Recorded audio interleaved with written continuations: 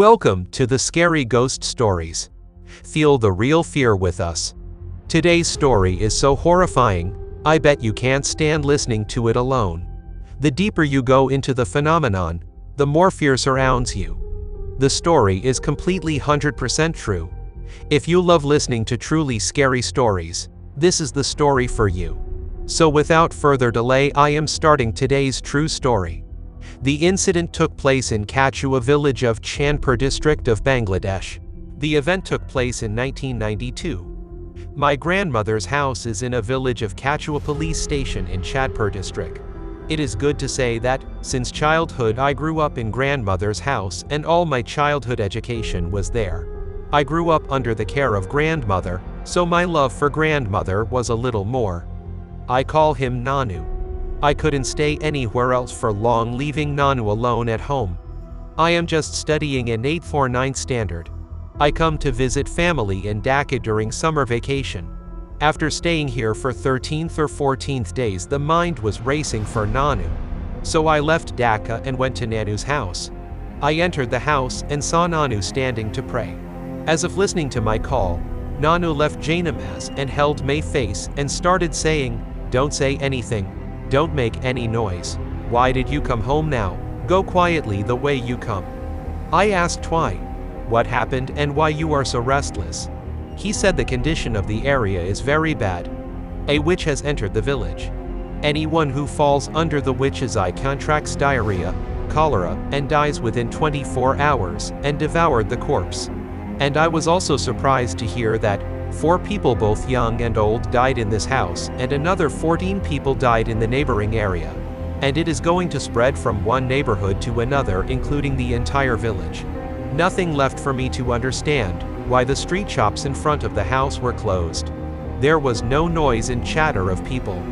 There was a buzzing feeling in the whole area. After listening to Nanu's words, I was reassured and said, "Don't worry, nothing will happen to me." I kept ignoring Nanu's pleas and was happy in my heart, thinking that now my dream of seeing the demon, ghosts, witches would come true. I was so giddy that fear undead, ghosts or witches didn't touch a single neuron in my brain. I traveled a lot late at night, sat all night and fished, watched Hindu worship curtains, watched processions, and returned home at 3 in the morning. And returned home without fear of seeing cremation pyre burning people. While doing this, many times ghosts come in front of me in different forms, but they probably got shy and left without seeing any fear in me. Now come to the main event. The incident started with my cousin. He was older than my mother and was married in a nearby village. He was 5 sons and daughters. I saw him once as a child. I heard that he was suffering from some disease for a long time.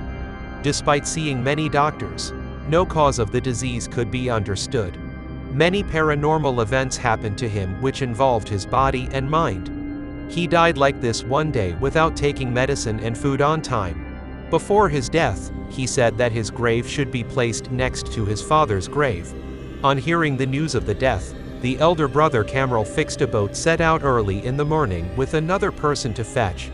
I got to know the incident from here, from those who took the boat to bring the body. I am trying to tell the story as I heard it from one of them. In the 80s, Bangladesh's communication system was not so advanced. Boat was one of the means of transportation. I reached there when the time was 1 in the afternoon. It was 3 o'clock in the afternoon when the body was bathed, shrouded, janazah and other related work was completed. Then we took the dead body and placed it on the floor of the boat and covered it with cloth on both sides, and after lighting the incense we started the journey with the name of Allah. The boat was going very well and I expected to reach home by 8 or 9 o'clock. The 2 of us were sitting in the front chanting and helping the sailor steer the boat. On the other hand, the work of digging graves may have been completed. It was evening when we reached a place where we were moving along the big tributary. Later in the evening, the boat from the big tributary started moving on the small canal that runs through the village. The dense forest on both banks of the river, and nothing could be seen in the dimly dark eyes. The sailor lights a lamp and places it on the floor of the boat. The earthen lamp flickers. But the little light of this clay lamp is not able to penetrate the darkness. I called the sailor and asked, "Momin Mia, "What kind of way is this? Which direction are we going?" The sailor replied, "Shortcut, I'll cross through this village to the forecourt. However, it's better to go a little early." After going like this for an hour and a half, we suddenly realized that the speed of the boat is slowly decreasing. The sailor is trying hard, but the boat is not moving forward. The boat became heavy. The sailor thought that the boat was not moving forward due to the accumulation of algae or debris. After struggling like this, all of a sudden we all felt a jolt in the boat. Unable to handle the speed of jolt, the boat turned completely, and the stick in the sailor's hand with which he was steering the boat also fell from his hand. The sailor still didn't understand the dire situation we were heading towards. The sailor went down to the water and with great difficulty retrieved the boat's steering stick. We started again. In this way we are going and going and going and going and going and going, but the way does not end anymore. Going on like this, we got tired and decided to take a boat to the river bank and ask for help from someone. We rushed the boat to the river bank and shouted for people to call for immediate help. Hearing our screams, some people of the village came out of the house with lights. One of them said, "Who are you?"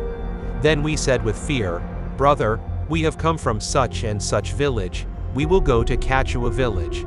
Then the man said in surprise, "Why did you come here? You are very wrong. This road is not good. You turn the boat around and keep going backwards. After about 2 km you will see the big reservoir if you go along the canal on the right." We turned the boat and started going backwards. As we move forward, as if an unknown fear is consuming us, all the hairs on the body are standing up in fear. The more we try to muster up the courage, the more dry our throats become. The sailor had earlier encouraged us, do not be afraid. Sit tight by the lamp," but now see the sailor himself is silent with fear. Suddenly the sailor said, "Brother, you will come back a little. I'm having trouble sailing the boat." The real thing is, the sound of bone crunching from where the body is lying. Just like the sound of crunching, the sailor's liver was drying up with fear. That's why he asked us to come back. We might be scared, so we didn't want to say anything before. Cannibal sat in the back as the sailor said, and I sat in the front. But suddenly I heard the sound of bones being chewed from inside the curtain where the dead body was kept, and ran towards Cannibal in fear. All three of us huddled together and sat in one corner of the boat holding each other. From inside the screen came the sound of meat being eaten, like korma, chap chap. All three of us started praying to God to save us from this danger. None of us had the guts to see what was going on behind the scenes. After a while, the sound stopped. We slowly entered the wide reservoir, and the darkness was partially broken by the faint moonlight in the night sky. When everything became somewhat normal, I thanked God and felt a little happy in my heart, thinking that I might be able to go the rest of the way very well. I looked at the clock and saw that it was almost 2 o'clock in the morning. The sailor was driving the boat tiredly. To give the sailor a little encouragement, I lit a cigarette and gave it to him. Sitting like this, I did not know when I fell asleep.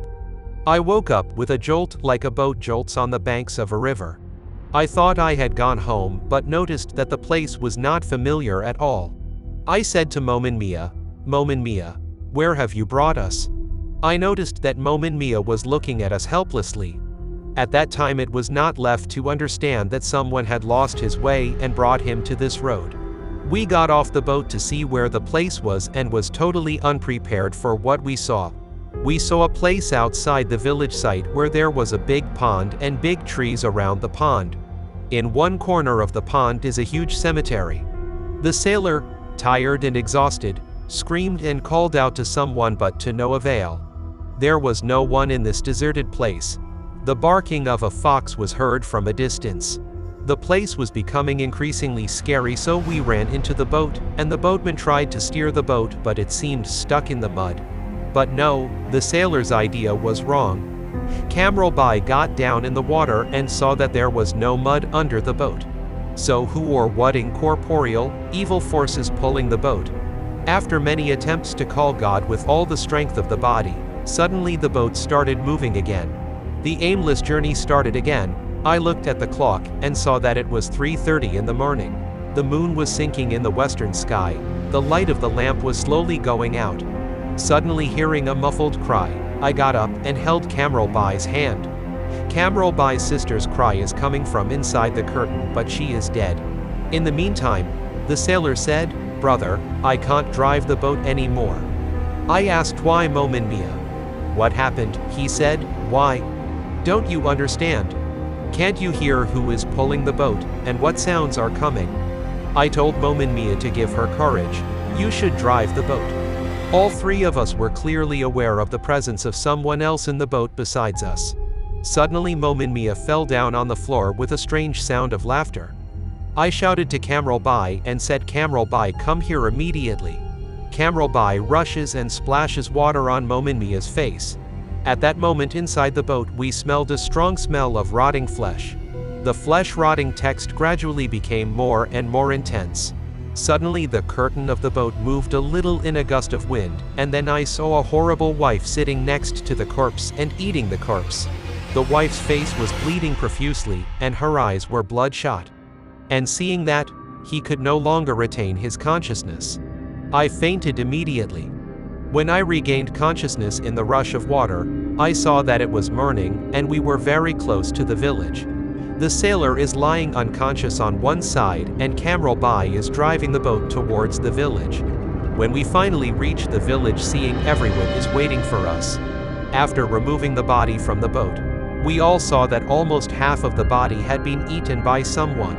Thus ended a night of terror.